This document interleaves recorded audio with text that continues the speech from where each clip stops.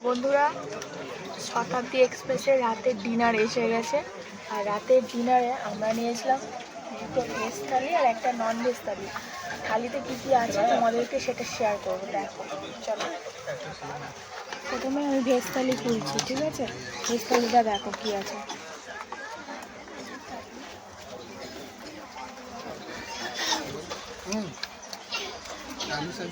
Veg থালিতে প্রথমেই আমার দেখতে পেলাম পনির আছে। কপিস পনিরটা দেখে নিই।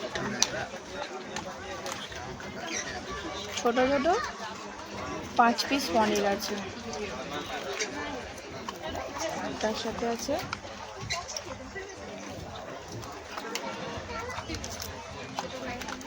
ডাল,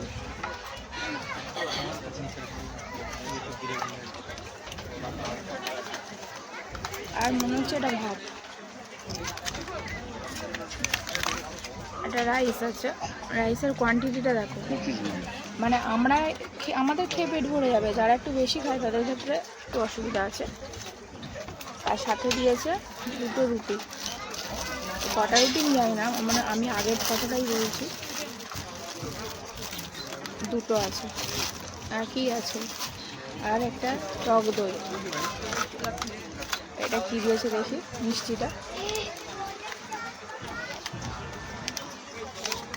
মিষ্টি দেয়নি, এটা একটা আলুর তরকারি, শুধু আলু আছে, একটা গাজর একটা মটর। অবস্থাটা দেখো। এটা ননভেজ থালিটা দেখি। এদিকে এটা তো রাইস,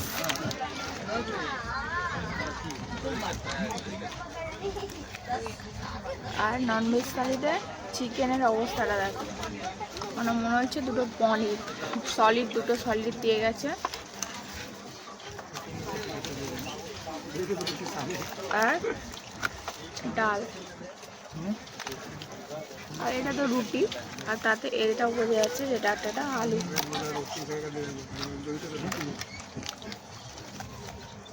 খাওয়ার পরে দিয়ে গেছে একটা ভ্যানিলা ফ্লেভারের আইসক্রিম। সবাইকে একটা করে আইসক্রিম দিচ্ছে।